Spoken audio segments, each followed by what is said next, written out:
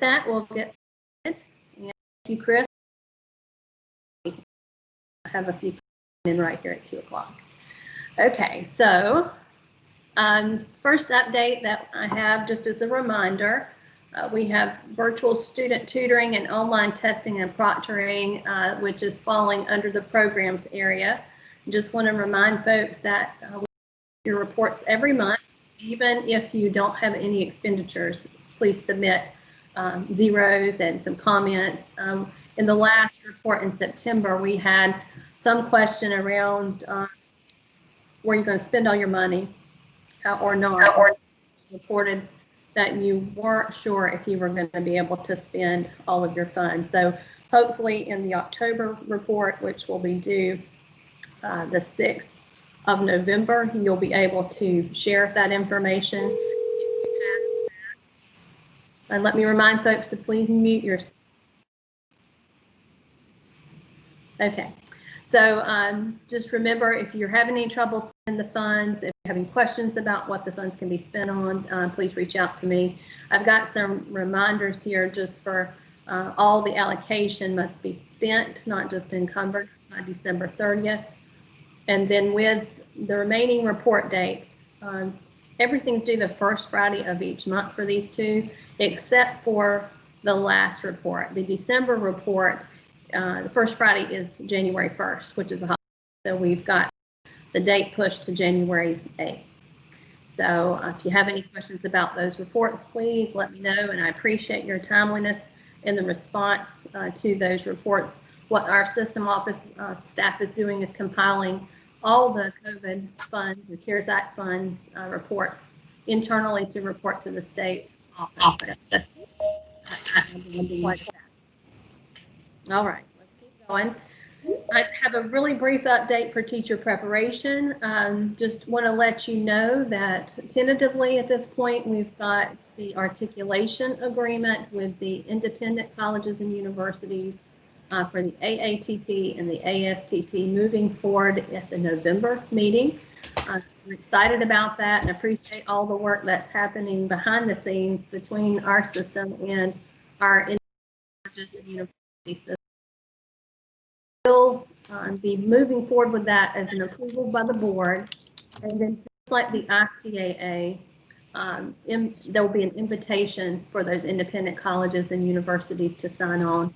And just wanted to communicate with you all. Tom West and I have been in regular communication, and he's been our liaison with the deans of the schools of ed for their folks, and he has indicated significant interest and support, so that's exciting. Now, of course, we will still be pursuing an articulation with the UNC system, but we're moving forward with the independent system first. So that is the most current information I have for you all. I think we've got 2 more colleges moving forward with approvals, which puts us up to 30 of the 58 with the AA and ASTP programs. And I think I've got a couple more on the way. So if you have any questions about adding those programs or about the articulation once it's signed, please let me know. Now we've got some updates for you for CCP, just some up and coming things to make you aware of. Or just a reminder, for the first bullet, we were able to get approval for the extension of the temporary policy for the high school to community college articulation agreement for, and also the 9th and 10th grader CTE pathway eligibility. So there are 2 temporary things that we put in place for fall 20 that our DPI partners requested to be extended through spring of 21. So those policies are now extended through the spring term, and in my conversations with Dr. Gold, who I'm not sure if she's on the call or not, but if she's able to join us, that she speaks when she's able, just to let you all know that we'll probably need to revisit beyond spring 21. Temporary policy is not intended to be in place for a long time, and we certainly understand with COVID the need to be flexible, but also the need to have some possible new structure in place or different policies. So through the spring of 21 is when those temporary policies are in effect for, and we will certainly have more discussions in the spring term about future policies or changes. Also want to let you know that Michelle Lair is working on a survey that's going to come to you and to your Perkins contacts to help us gather information to plan for some support for your 9 to 14 career pathways. And we know that the Perkins contacts on each campus may be someone different, may not be the chief academic officer. So the survey that'll come out is very brief. It should take you less than 10 minutes to complete, and we only need one response per college. So you all will probably best know who is the best person to respond to that survey. And once Michelle sends it, which I believe we're planning to send after Dr. Gold's call, if you have any questions about it, just let her know. Also want to give you some save the dates for next year, next fall. We are planning a CCP research conference for September 21. Hi, Wendy. Thank you for joining. Just want to make you aware that we're having this fall virtual conference for CCP planned for September 23rd and 24th in 2021. So putting that out there for you for save the dates. We do anticipate there to be a call for proposals and hope that your colleges will consider presenting. The plan is for it to be a national conference, so it'll be the first of its kind in North Carolina, but certainly North Carolina is a leader in dual enrollment, and we feel like it's time for us to put the invitation for other states to come and hear about the good things happening here, as well as any cool things that are happening in other states around dual enrollment. So more to come about that conference. And then lastly, Michelle is working on a survey for your CCP and Cooperative Innovative High School contacts to gather feedback about COVID and the impact on student success and engagement. We've been hearing quite a few reports from our LEA partners and from our colleges about some of the struggles that our CCP students and Innovative High School students are facing. Somewhat around student success, but engagement is probably a bigger concern, with many students now all remote, and also they're working more hours, or they're caring for younger siblings, or they're dealing with anxiety and depression. There's lots going on for our high school students, just as there are for our adults. So we want to get some information from you all. DPI is sending out a similar survey to their contacts, so we want to make sure that we're getting feedback from our colleges so that we can better inform the conversation around any supports or any policies that might be needed related to COVID, not just for this year, but also longer term, because the impact of what students are experiencing now is definitely uncertain, and we're not sure when things will be back to whatever normal used to look like, or some new normal. So that is all that I have for the CCP updates. And Michelle, if you're online and have anything else to share, feel free to unmute. I'll give you just a second. Good afternoon, everybody. Nothing else to share, but just a quick reminder to keep your eyes on your email for those upcoming surveys. Thank you, Michelle.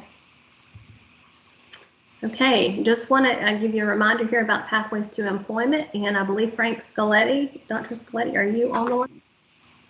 Yes, thank you, Lisa, and good afternoon, everyone. You should have received a memo from Dr. Gold's office about a week and a half ago on the 14th with the subject of Perkins Leadership Opportunity for Pathway to Employment courses. So there are 12 new courses that have been added to the combined course library entitled Pathway to Employment, one for each programmatic area, so business, IT, engineering, technology, transportation, et cetera, et cetera. And so let me just give you a quick background on why we think these courses are very important and why you will want to offer these on your campus. Think back to it as children when an adult comes along and asks the child that innocent question, what do you want to be when you grow up? And the child often responds with something like, oh, I want to be a nurse or a doctor, the president, or an astronaut, that sort of thing. Well, fast forward to when that person's 17 years old, and you can really rewrite that question to say, what do you want to be for the rest of your life, for the 45 years you'll be working? The question becomes an ultimatum. And then the next logical question to ask is that individual at 17 years of age are they capable of making a decision that's going to be critical for the rest of their lives? Well, the most likely answer is probably no, they're not ready for that. And so we want to provide support if we can. Certainly if they're fortunate, they've talked to career coaches, counselors, mom and dad, that sort of thing. But we recommend that we support them at a much greater level so that they can become their own best advocate. So think of these PTE courses in regard to non-transfer programs or CTE programs, almost the equivalent of what ACA 122 college transfer to a transfer student. We want to make them their own best advocate and to empower them. So some of the things in the courses that will help them be successful are exploring career and educational pathways, even apprenticeship may be one of those pathways. To prepare for employment. If a student's taking a welding certificate or even a couple of courses and it's going out to industry right away, how can we help them be successful? And really what it's meant to do is fill in that large hole that exists in CT for non-technical skills. So we do what we know we do a great job with technical skills. Can we really support that individual with these life-changing decisions early on in the career? And that really might be best in a career and college promise program, although anytime someone finds themselves in that situation, we want to empower them. So the course materials are available through the system website, the Moodle website. There's all sorts of course materials there for you to use. They're free. The student can earn a digital badge. The course encompasses employability skills, financial literacy, safety, personal predispositions and traits, career pathways, and locating and interacting with local employers so they know, hey, I'm going to enroll in electronics engineering technology. Is there an industry in my community, if I want to stay in my community, that will hire me when I'm done?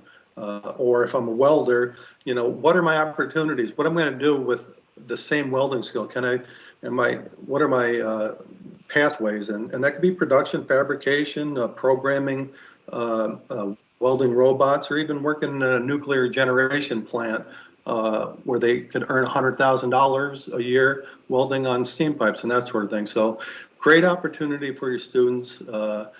Send in that attachment to that memo to me. Bob, Dr. Witzker, and Dr. Regai, and I will be glad to look those over. And let's get those students up and empower them to be their own best advocates. We think it'll be a real success. We hope you'll participate. I'd be glad to answer any questions if you have them. Any questions for Frank? And if you have trouble finding the memo that was sent with the request form, let Frank know, or Bob or Tony, they can send it to you. If you're like me, things get lost in my email. So October 30th is the date to put on your calendar. So thank you, Frank. Lisa, this is Michelle. There is a question in the chat. Yes, thank you. And it reads, are there plans for any professional development this spring for instructors who will teach the PTE courses? Once we develop, thank you for that question. If we develop a cohort of colleges that are interested, Bob's funding 6 colleges and maybe more in the future. But yes, we can provide that for sure, and be glad to walk a small cohort of instructors or whoever, whether it's a chair, whoever's teaching that course, be glad to provide that. Thank you for the question. Okay, thank you, Michelle, for reading the chat. Okay, we're going to keep moving forward. We've got some Perkins updates. Bob, are you still on the call with us? Can you hear me? Sir, thank you. Hello? Yes, sir, we can hear you. Oh, good. So I guess it'll be very brief. We just want to thank the colleges. Many of you have been contacted by the state auditors as we've gone through our Perkins update. They've been asking for documentation, especially on time and effort among staff that we have funded through Perkins. Tony has scheduled 2 methods of administration or our civil rights visits at our colleges. One is in November, Coastal Carolina. In December will probably be Bladen. We'll be contacting your colleges and to take a look at setting up times to come up and review your colleges for that, our effort on methods of administration. October 30th, we have Pathways to Employment coming up. Frank already told you about that, so we just wanted to remind you about that. I'm glad you did that, Frank. November the 10th, we have our monthly training. We'll be talking about carryover funds that we have. We have additional money to go out to the colleges. There'll be every colleges in that. We'll be talking about that on a November 10th meeting, as well as monitoring that will take place in 2021. And then the last item that I have on here is Career Pathway. That webinar series will take place. It'll be Dr. Jeff DeBalis with the Department of Commerce. As you know, the Department of Commerce has come up with this new career planning portal that they have. It's great for helping kids make career decisions. It may take the place of the book that we typically do, but also in planning your programs, he's got a labor market information tool that actually tells about employment in your area, the different types of openings. And I understand if you contact that office and work with him, he can even tell you the time that it takes to fill a particular job in your area. They've got documentation of that. So he'll be talking with us about that. Thank you, Lisa. Thank you very much, Dr. Witchker. Any questions for Bob? I don't see anything. All right, we'll keep an eye on the chat. So if y'all do have questions, let Dr. Witchker know. Very excited about all that's happening with Perkins and the carry forward money. That's going to be a very important webinar for folks to join, as well as the Career Pathway webinar that's upcoming. If you haven't seen the new tool, it's a great opportunity to take a look at that. Thank you. Thank you, sir. All right, our next update is around EMS and EMT and all the fun things happening with OEMS. Nate, are you on the call with us? I am. Can you guys hear me okay? Yes, sir. Great. Well, thank you, Lisa. And just want to start by saying that I'm certainly excited to be home in North Carolina. I think this is my first CAO call since getting back, and just want to say that I'm excited to be working with you guys again, and just say it's been interesting. My career has spanned both sides of that. Day one, it feels like. So I have, back from my days at Guilford Tech, have been working with both CE and CU, and certainly seems like that will continue. So wanted to bring you guys some updates from the Office of OEMS to make you aware. So kind of a for information item for you. As you recall, North Carolina Office of OEMS establishes the standards and requirements for paramedic education programs in the state through both state statute and administrative code. And we began having conversations with them some months back that they were looking to raise the standard around the anatomy and physiology components of these programs and these credentials, and specifically wanted to address EMS 3000 over on the continuing education side and raising the floor on the standards requirements for how that course is taught. In response to that, the Workforce Development Leadership Committee, your equivalent over, or the CCRC's equivalent over on the CE side, has adopted and moved forward to State Board for their next meeting a new course, EMS 3163, to replace EMS 3000. And the new numbering there, 3163, is very intentional. The course is designed to be an aligned course over with the Bio 163 course, Basic Anatomy and Physiology. So again, as you might recall, currently in North Carolina, there are 4 courses that can meet the anatomy and physiology requirement in our EMS programs. Currently, that's EMS 3000, the Bio 163, or the combination courses of 165, 166, 168, 169. So So at this point, in working with them, they have a proposed rule that is expected to go into effect shortly that will essentially change their standard to something along the lines of specifying that instructors of the course, regardless of which course is there, must meet or exceed the SACS standards on instructors for credential or credit-bearing A&P courses, regardless of whether that course is being instructed on the curriculum, continuing education, or any other kind of extension program. So our belief is that what that will mean is that if a EMS education program is being offered by a third party, for example, in North Carolina, that is also a possible way to obtain the credential, that they too would be bound to this standard for their instructors. So again, in response to that, WDLC has adopted the new EMS 3163 that basically will address that in direct parallel to 163. I think it's worth noting that we have heard some feedback both at the WDLC and from other member institutions around the state of a desire to also make sure that there is a mechanism around the 168, 169 for the colleges that are there. So we are continuing that conversation, but in the interest of time, are moving forward right now with the 3163 course.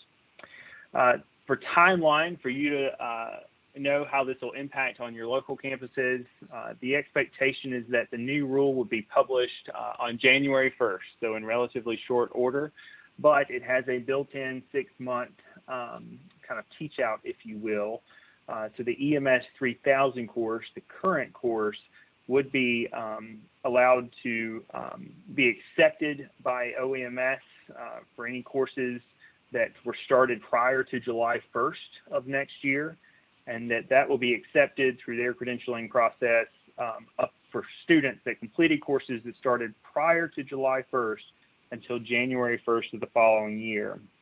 And then after that point, they would no longer accept the continuing education EMS 3000 course, but only the new 3163. Now, none of this requires any college to change the way that they are approaching that. We often in North Carolina create the option to make sure that there's a CE or a CU option so that you get to make that decision locally as to what works best for you as an institution in your community. That certainly remains the same here as well.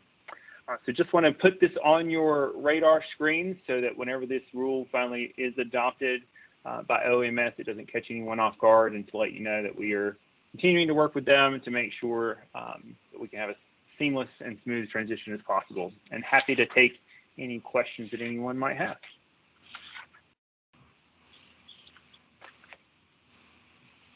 And feel free to unmute if you're able to, if you have a question or type it in the chat.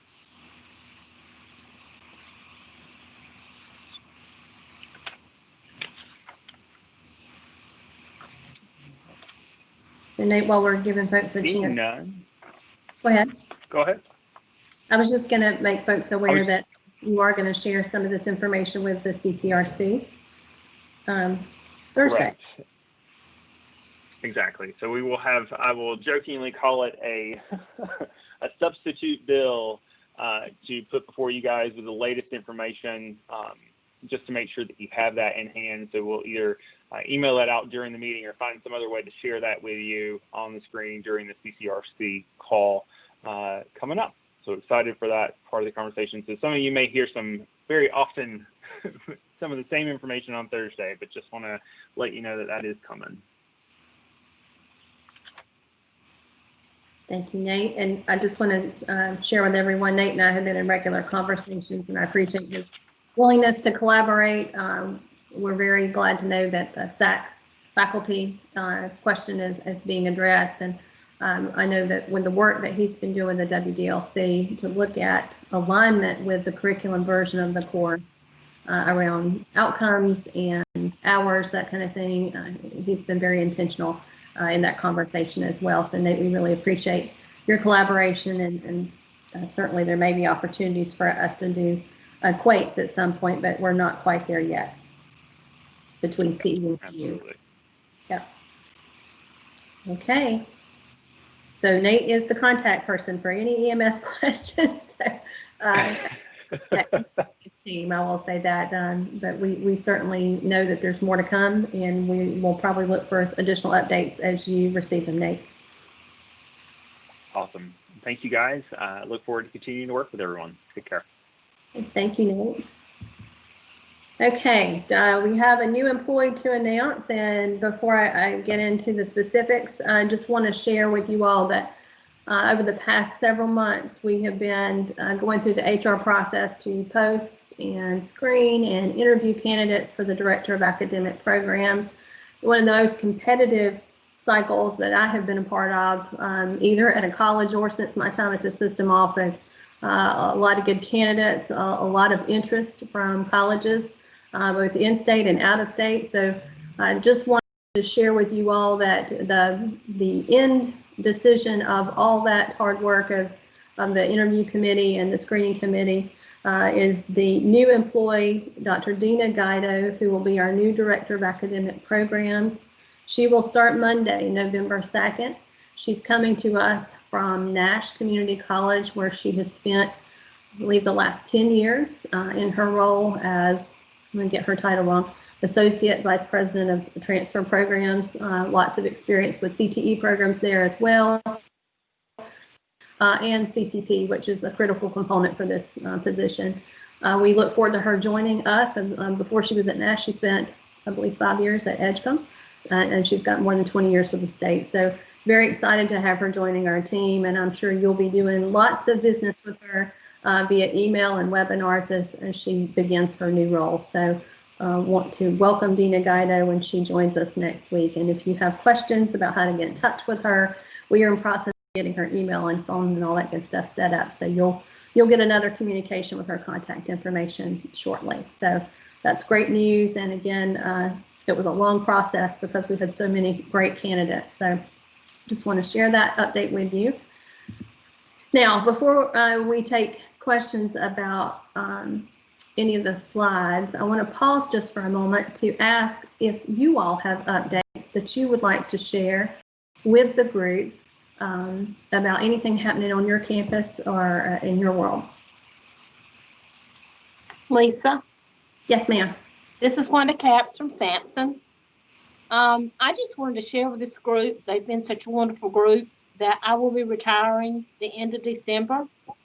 And after 33.5 credible service years with the college, and I will be replaced, and she's going to do a wonderful job by our current Dean of Student Services. She's being promoted to VP of Academics and Student Service, and that's Miss Blair Hare, and I know you guys will welcome her with open arms. Thank you so much, Wanda. I'm very excited for you, but very sad to see you go. I know will be an exciting new chapter in your journey, but you've been such a wonderful advocate for students and for our system, and a longtime member of the CCRC, and I'm sure countless other committees and projects. So we are very, very happy for you, but tearfully sad to see you go. Thank you. Lots of congratulations coming for you there. Any other updates happening on your campuses? Anything else you want to share with the group while we're all together before we get into any questions?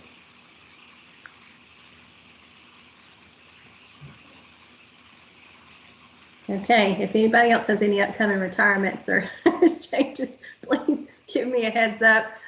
It seems like we're hitting that retirement wave, and we'll have a lot of change in staff right now. So we're just trying to keep up. So keep us posted, and we certainly welcome our new folks to the fold and get them onboarded as quickly as we can. So are there any questions about the slides that we've shared today? Any comments that you'd like to share? I've got a few resource slides that follow this question slide. But before we get to the resources, is there anything that you'd like to discuss?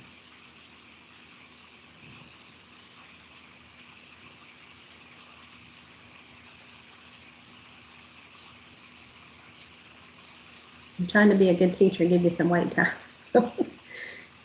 Okay, in the interest of time, if you have questions, please feel free to type those in the chat or unmute. Just want to remind you of some dates that are upcoming. And again, we'll go through these slides pretty quickly. Don't forget the system conference that's coming up in February.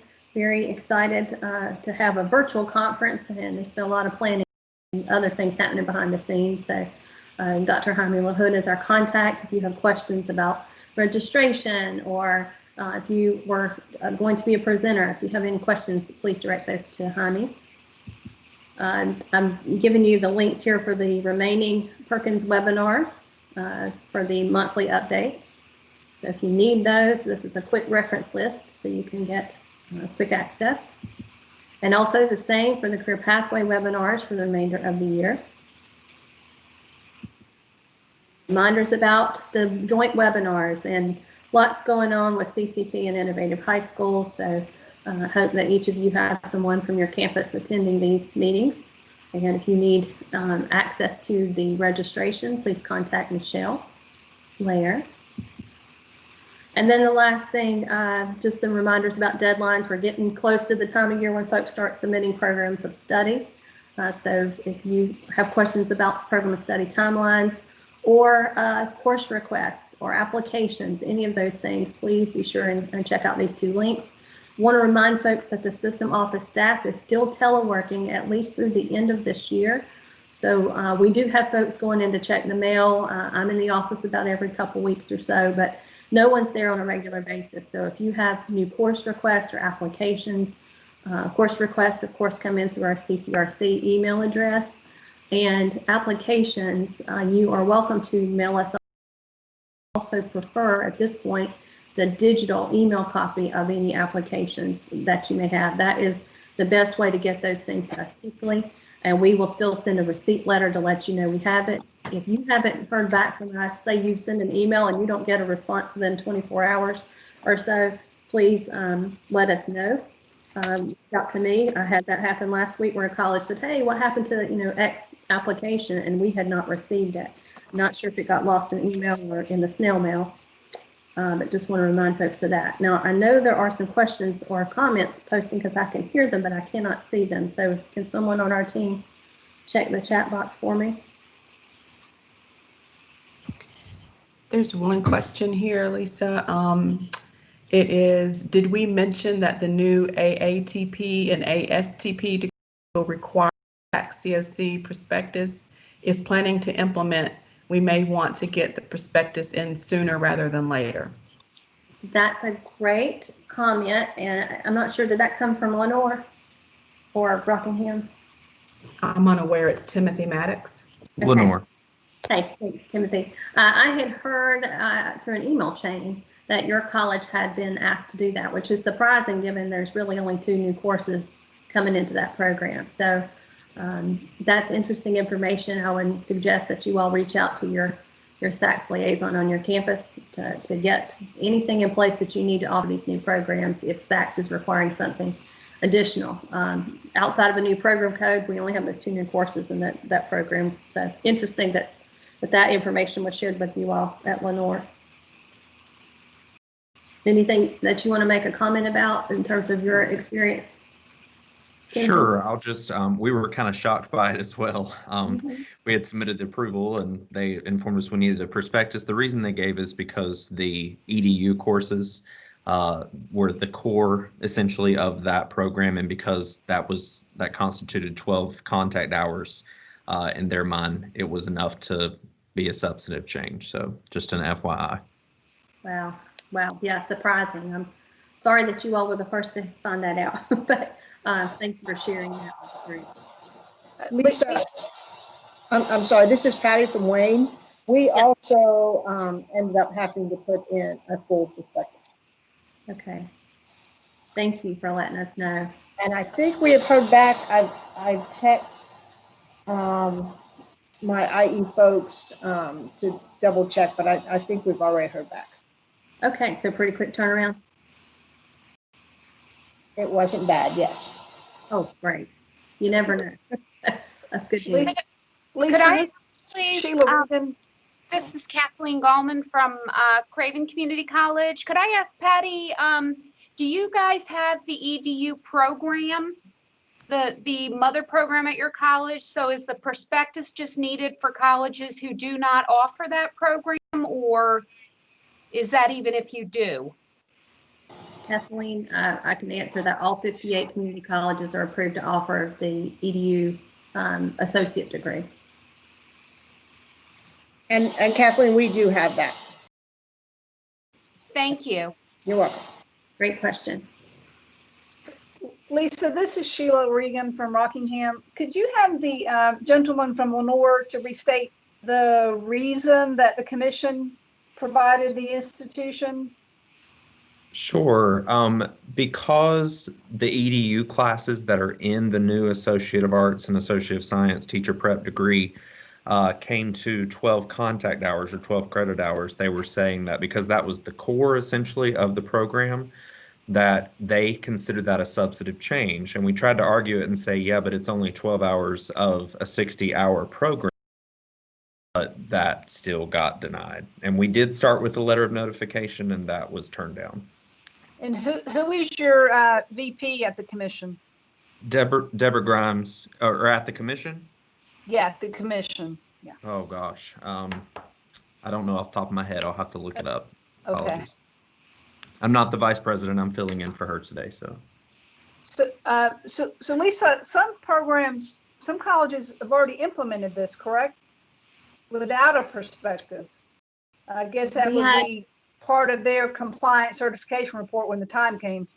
Yes, it would be. And you're right. We had a bulk of colleges get approval for fall 20. Now, whether or not they actually started offering and enrolling students under that program code, I can't speak to that. We won't have data at the system level until early spring.